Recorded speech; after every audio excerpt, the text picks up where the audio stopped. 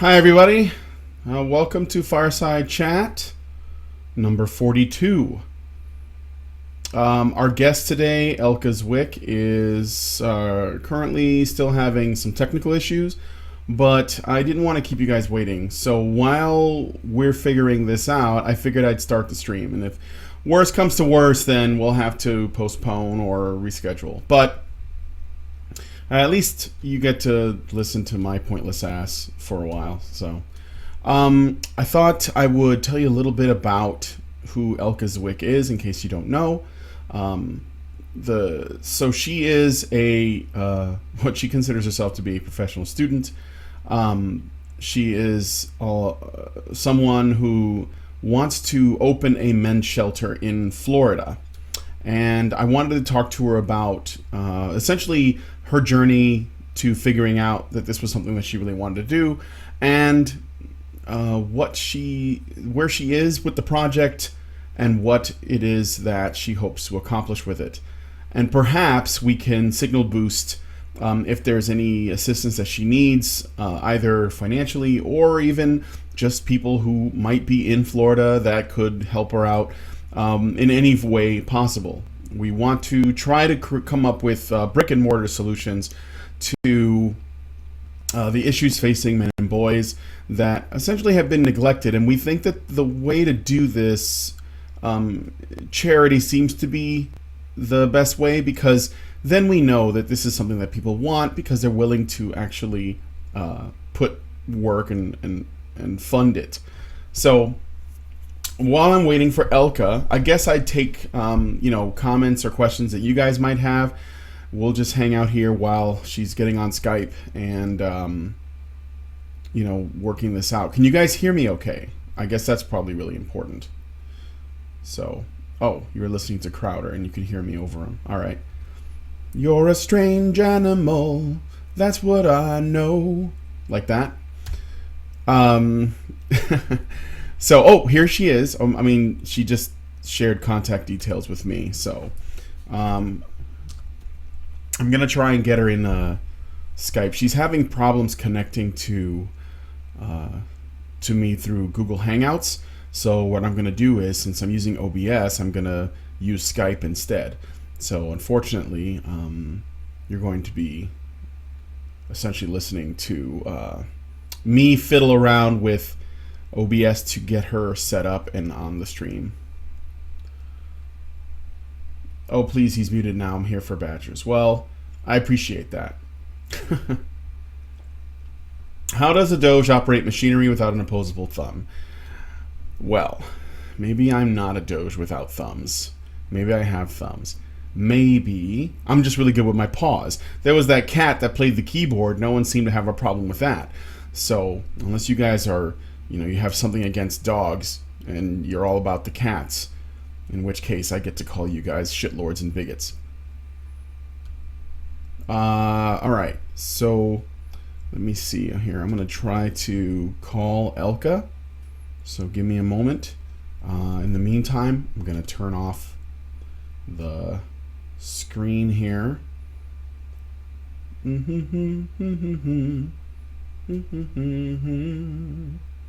Shit's kind of addicting, isn't it?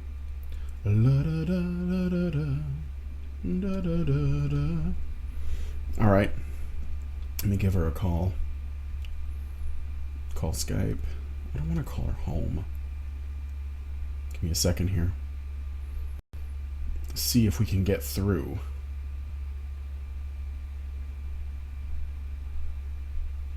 It's ringing. No one's answering. Oh. Brian, hey. Yay.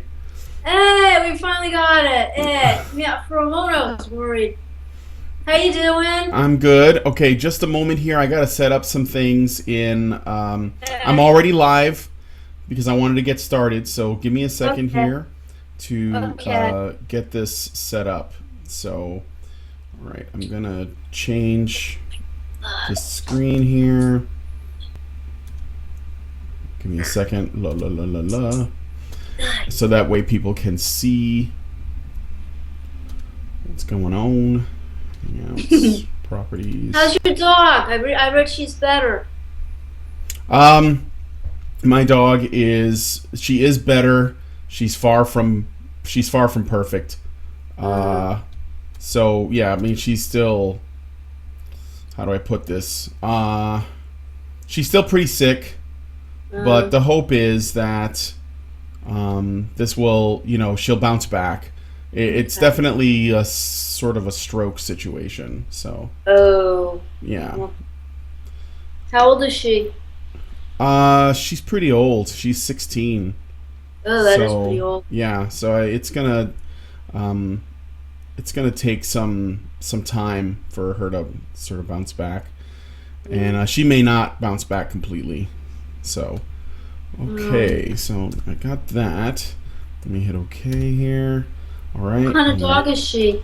She is a Husky? mix. No, it's like a pointer pit bull mix.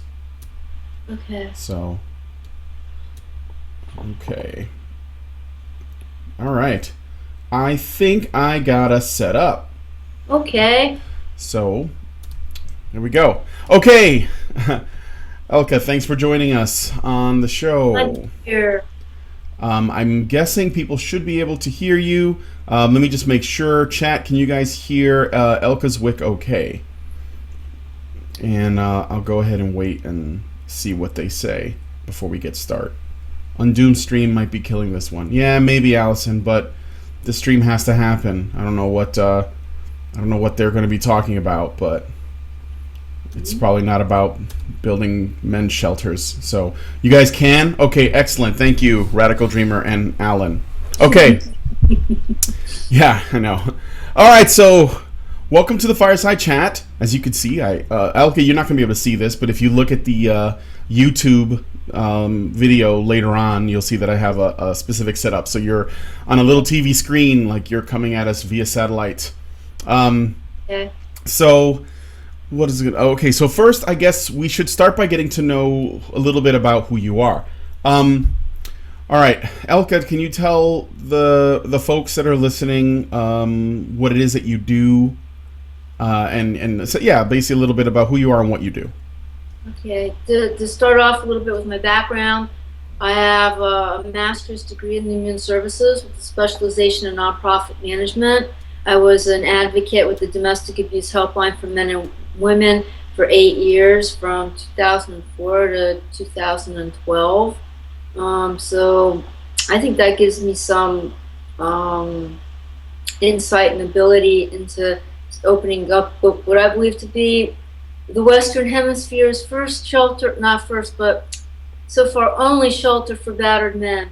Mm-hmm. Wait, except for Earl Silverman, but well. That didn't work out so well for Earl, though. No. Okay, and let me ask you this. I think this is something that I ask a lot of people who end up on the show.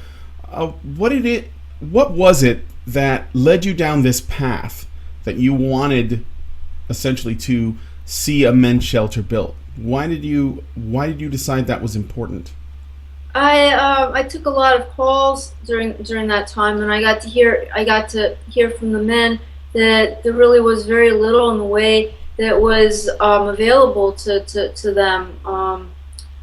I'd have to refer them to the Valley Oasis in Los Angeles to get any sort of help, and if they were in New York or Pennsylvania or wherever else, I'd have to send them off there. And I had one caller. He was in the Los Angeles area, and I said, "You can go there." He said, "No, it's too far away," and it was because he'd be too far away from work. So if this is how it is being in a metropolitan area, how bad is it where you can't go down the street to the local, what's commonly called right now women's shelter. Though they're getting better, but it's still it's not right common. Yeah, they seem really hard to find. What is Yeah. what is this the Valley the Valley Center in Los Angeles? That the Valley Oasis, it's in the Antelope Valley. It's in the high desert in Lancaster, California, and they're the only, well, that's not quite true anymore. At the time, they were one of, I think, the only one here in the United States that opened up their doors to battered men. And I spoke to two executive directors back in the spring. One's in Dallas and the other's in Arkansas, and they opened up units for them. So it's slowly improving, but it's not fast enough. It's not fast enough for me. Mm-hmm. And So yeah, so the Valley Oasis is a shelter that essentially is for both men and women. Is that right? Like it's yes, available to men, but it's not exclusively for men. It's for men and right, women. right. And is this just for battered spouses, or is it also do you get calls from people who perhaps are going through different troubles, like veterans or people that need therapy or mental Oh, health problems or anything like that? I'm not an advocate anymore. I stopped being on the helpline back in 2012, so that's a little over 4 years ago. So, but at the helpline, we took calls from everybody. If as long as they were a victim, we do our best to help them. Yeah. So, All right, that's excellent. So it was around this time that you thought we need a shelter for men that's at least closer geographically to the East right. Coast. And yeah, how long ago did you? I mean, I guess my question is, how long have you been working on this problem? Since I started working on my master's degree in nonprofit management back in 2006, I think it was. When I'd have an assignment, that's what I do. I'd focus on having a shelter as being my uh, Goal? goal, as my goal for my assignment. I'd work around it. Yeah. And how? So what are the? Do you have like a plan set up in terms of how we're gonna get there? Like, do you have Uh, this? What are your plans? I'm working on a business plan. It's coming along. What I was thinking of doing is starting out really small, because if you start too big and you overextend yourself, then you're doomed to fail. So what I was thinking of doing is first having a center where to provide services over the internet to battered men and abusive women. That's abusive women. So that they get counseling and therapy over the internet, and have it that can be around the world.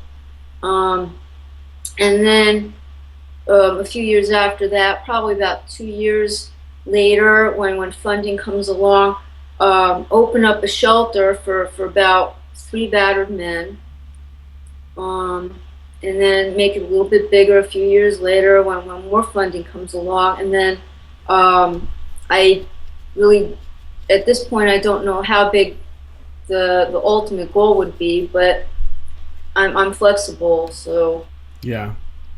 And in terms of funding, well, I don't know if you're at that stage yet where you're no, starting to do that. Okay. So no, when you say you want to start off small, we are yeah, talking about a brick and mortar solution to this, like a real shelter, like a physical place men can go, right? And what kind of services do you want to have there, like therapy and housing, or what are you hoping for?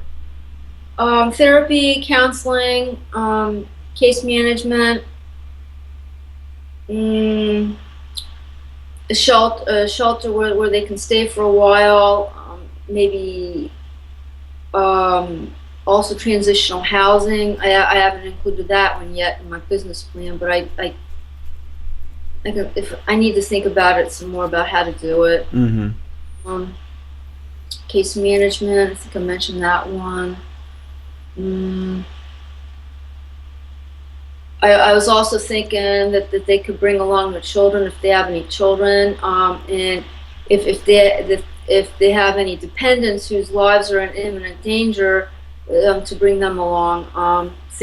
Not things, but people like in-laws. If in-laws are staying at the house and it's um, if their lives are threatened or believed to be in danger, to bring them along too. Right. And you say that you came to this conclusion based on your experiences working in these kinds of fields, right? Did you have anything? And if this is like too personal, then just let me know. But was there any sort of event or something from your younger life that made you want to like look into this as a career in terms of just working with other people and in terms of doing nonprofit stuff? Well, I started off back in 1990 on my master's degree in criminal justice, and one of the classes I took was criminal justice victimology, and about that time they had the movie. It was in 1993. It was the movie Men Don't Tell, and that stuck in my mind. And then I took back in 2002, I think it was 2002. I took a class in trauma and intervention from the perspective of social work. So I wrote a paper about battered men, and nobody heard about it. And so it's been building. It's been building since then. And then soon after that, let's see, 2006. So it's about 4 years later from that, I joined with the Domestic Abuse Helpline for Men and Women. So it's an evolution. Right. So it seems to be like just where your path led. Right. Yeah. So I'm sorry, my dog's moving around back here, trying to. So we got let me ask you this. Why do you think we have so few resources in terms of helping men that are victims of domestic violence, or even if they're veterans that have come back and they don't have a home and they don't have any services? Well, why do you think that we have neglected them so much? Funding. Uh-huh. I'd say it's funding. You don't go biting it at the you don't go nibbling at the $1 billion budget that is VAWA. And from the way I understand it is it still doesn't allow programs that are exclusively for battered men or men, well, men in general. I think that's redundant. So yeah, because we have places for women to go. Right. I worked at one for a summer where it was for either they were battered women, and they were also women that had addictions, so like to substances like alcohol and drugs, and Right. I would essentially I did babysitting for their kids while they were doing like therapy sessions, and this was Yeah. like at a church. So Yeah. I believe this was all either government funded or donations and government funded. Probably more likely government funded though. And but you can find stuff that's exclusively for women, and you can find stuff that's for both genders, but you can't easily find something that's for just men. I mean, it's nearly impossible when you think about it. Again, Earl Silverman was trying to do it, and Yeah. he couldn't manage it, so it ended with him taking his own life just because Right. the struggles and were so hard. And then I'm reminded, I believe maybe it was Erin Pitsey that actually just opened her doors personally to, mainly for women. But then shortly after that, she came to the realization that men, in most cases had it just as bad, but they had fewer services. Right. So, yeah. So this is definitely something that has been neglected for a while. There are probably a host of reasons for it. As you said, funding is probably a big part of it. I also think that with VAWA, there is an incentive to keep women as the primary victims so that VAWA can continue to get funded, right? At least in its own specific way. And there might be some politics behind the scenes. There highly likely is. I'm not even trying to say there might. There obviously is. So we are looking at something very challenging. Is this one of the reasons why you're being extra? First of all, would you consider yourself to be extra cautious in terms of building this plan? Yeah. And if so, is this one of the reasons, or what is the reason behind it? If not that, part of it is because I don't have experience in the field, and the other part is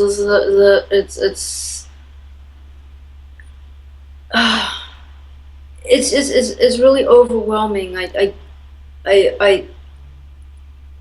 don't really know whom to trust. It's right.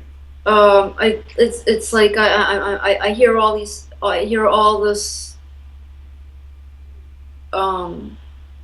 advice, and I kind of wonder whom can I trust about this. It's like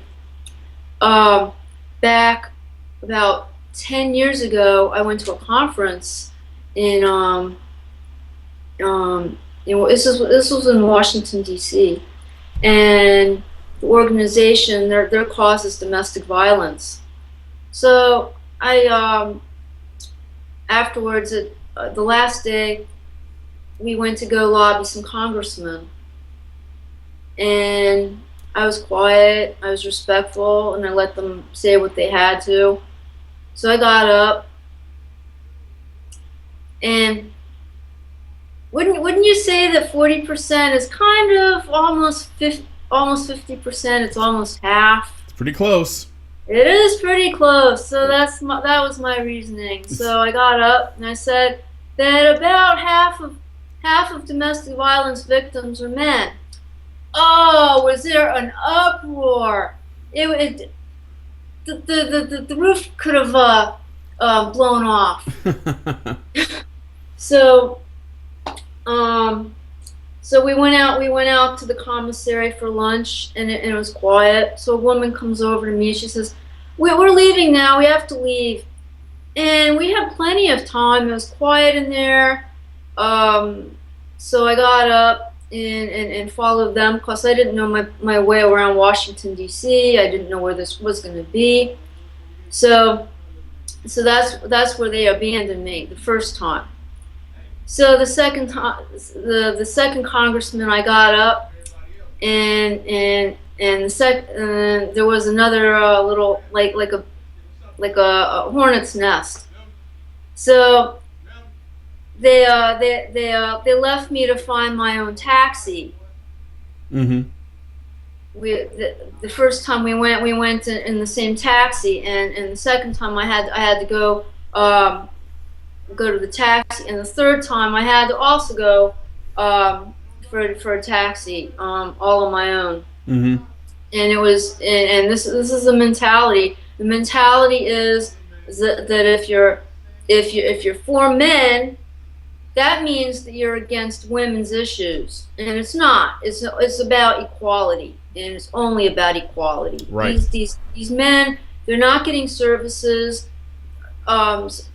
Sometimes they're being murdered as a result. Sometimes there are children in the home that are we're leaving a second generation of abusers and victims to grow up and perpetuate the problem. I mean, this needs to be dealt with, and instead they're like, oh well, most victims are women.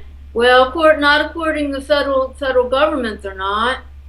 Right. I mean, 60% maybe most, but it doesn't mean like half. It doesn't mean all. Yeah, and it seems like going down this path of like Yeah. wanting to, you know, build resources for men. Yeah. It's it's financial. Well, I wouldn't say. Okay, I'll put it this way. I wouldn't call it financial suicide, but what I would say is, if someone wanted to try to get rich quickly Right. or take Sure. advantage of the system to profit themselves. Yeah. Using men's suffering is probably the dumbest way to go about it. That's Because, the way I see it. It's just yeah, like, no one can get over that way. But if you yeah, want to get rich easily and quickly, just animals and claim that. women. Yeah, And animals, babies, and women. mhm. Do that. So Right. again, just to point it out, I noticed that when I come across people who are trying genuinely to help men Right. in areas like this, they are often faced with tremendous challenges because, unfortunately, as Karen would have put it, and Allison to a degree too, it's not easy to recognize men's vulnerabilities and the areas in which they are disadvantaged. And this goes for both men and women who generally either can't see or don't want to see that men can be in these positions. There was even someone who commented on a video of ours very recently, I read, said something about women who commit suicide are desperate, but men who commit suicide are cowards. And this was a comment on one of our videos. And I thought, okay, I find the idea of suicide unappealing for myself. Like, I've never been suicidal, but I'm not going to pretend that I know the amount of suffering that somebody has to go through to the point where they just figure they're better off if they're not here. Like, they just want to make it stop, right? And that is not something I would pretend to understand. But when someone says, if you do that, it's not because you have real problems, and it's not because there aren't services there for you. It's because you're a coward and you don't deserve to be here, because you took your own life, which means you weren't willing to just grow some balls, essentially. That only tells me that this is something that is more necessary but harder to sell, because there are just to be able to accept the fact that there are men that need this, and not just men that are beaten by their wives. This is why I brought up other examples. There are men who go to war for our country and for their whatever their home country is. They come back, no matter if they had to kill other people or see their friends killed or whatever. They don't come back the same, and we don't have the appropriate amount of services for them, and we don't have a lot of sympathy for them, and a lot of them go homeless because of what happened. I mean, a large percentage of our homeless are veterans and other men that just didn't get the services they need. So we need to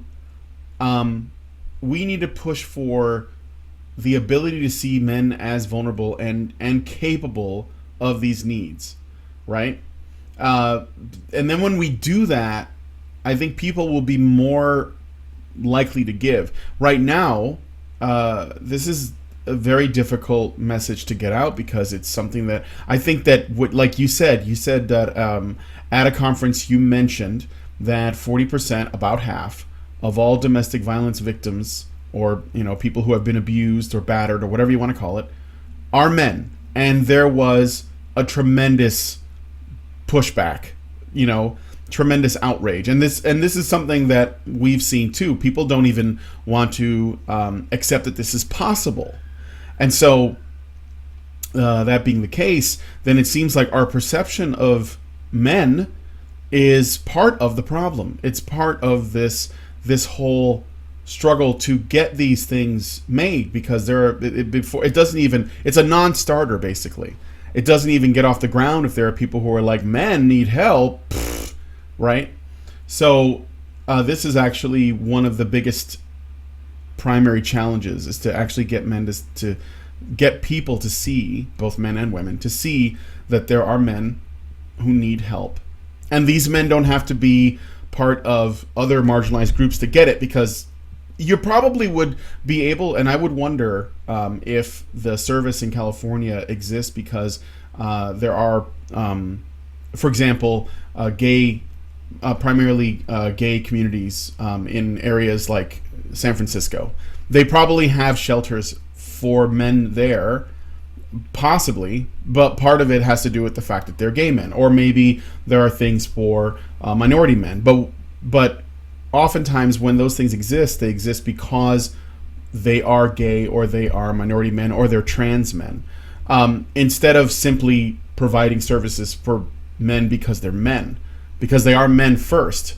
And I think that could be part of it too, because when you look at it from this progressive stack perspective, which a lot of times this is the way things go down, they will rank it based, they will rank the needs of people based on the groups they belong to, without considering the part that is probably the most sort of consistent throughout all of them, which is the fact that they are men in trouble. So, black men in trouble, we will say, oh, well, it's because they're black.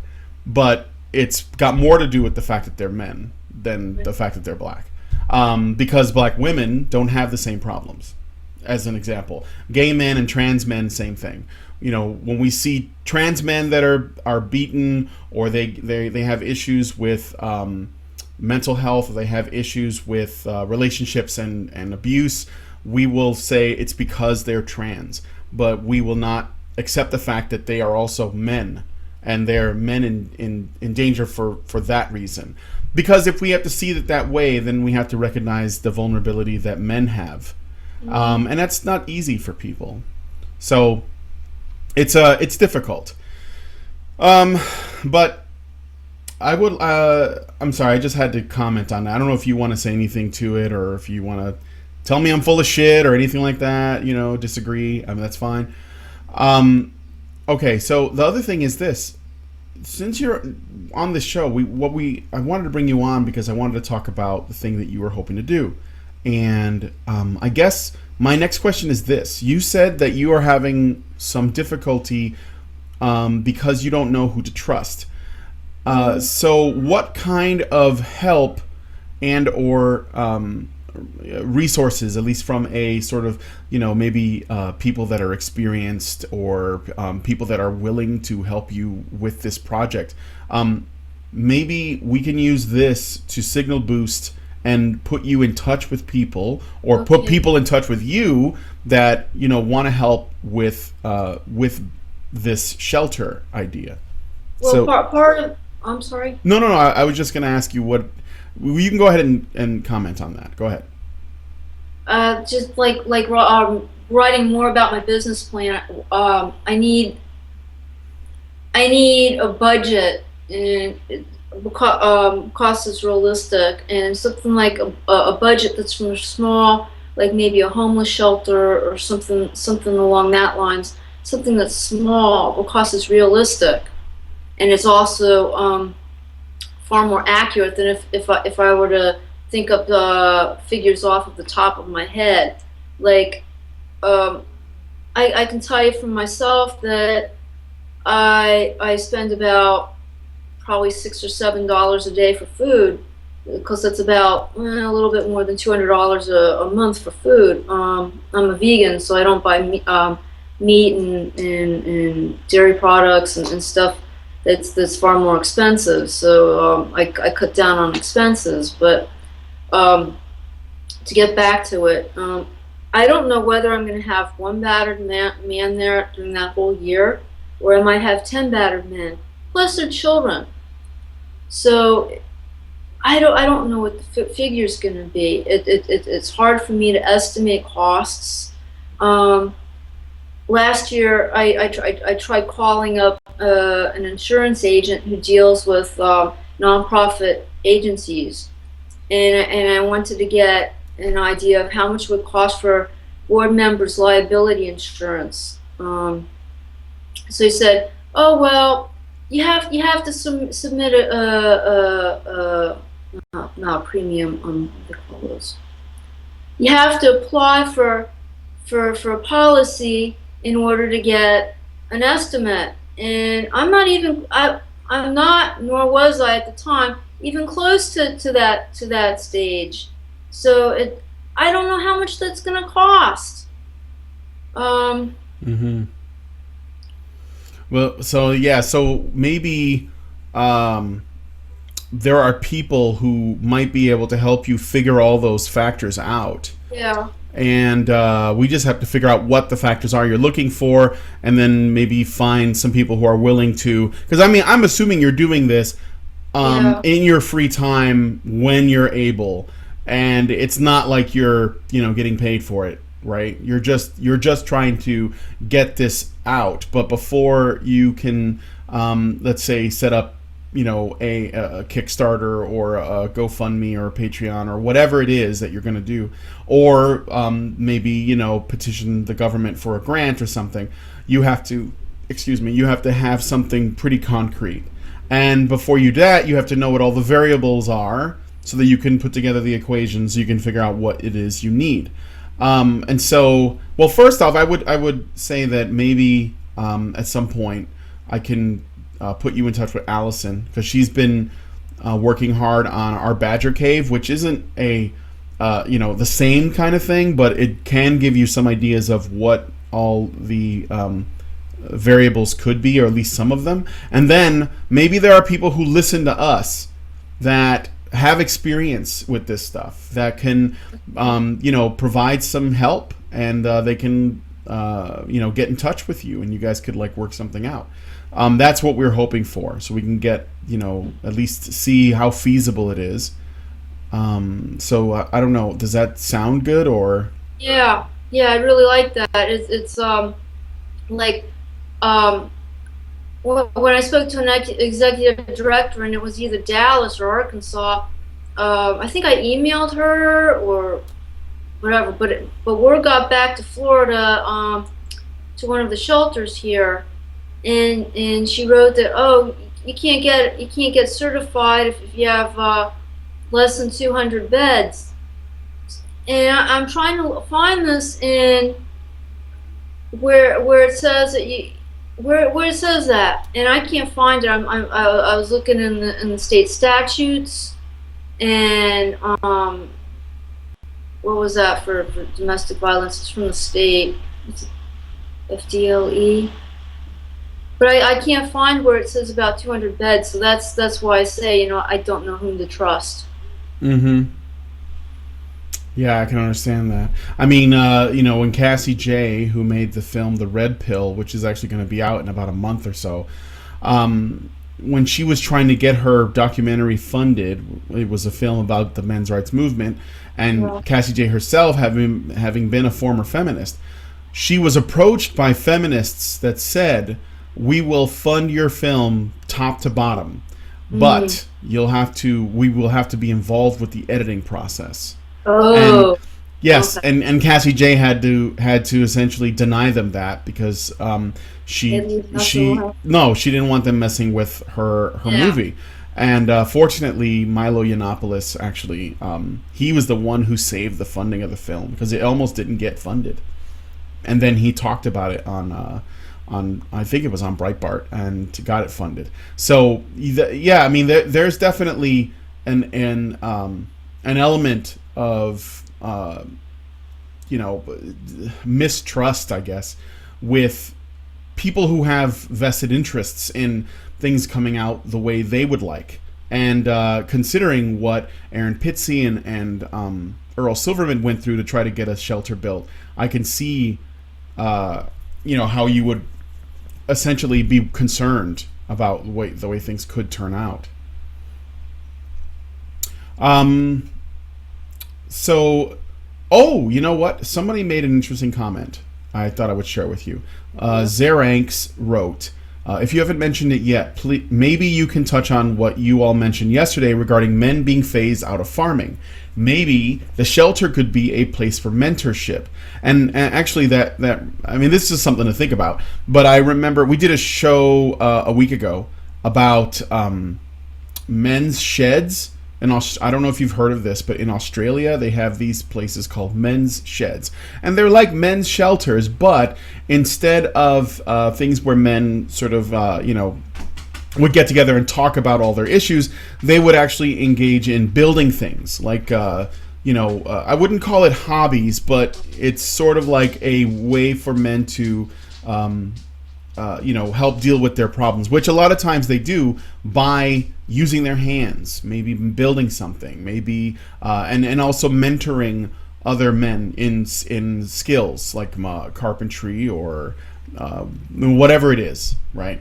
And I think that that's something else that you could think about. It's almost like the boys' club. When I was really young, I would spend my summers at the boys' club, and what we would do, it was almost like the Boy Scouts, but it didn't have as much camping because it was more urban. So we would learn life skills. We would spend a lot of time with older, boys and men that worked there, and it was sort of like it was essentially a male space for men to like hang out and deal with, like, it was a way to keep boys off the streets, because here in Chicago we had a lot of problems with gang violence back then, and we still do. So but we don't have boys clubs anymore, and part of it has to do with the fact that they were shut down because they were not inclusive of enough of women,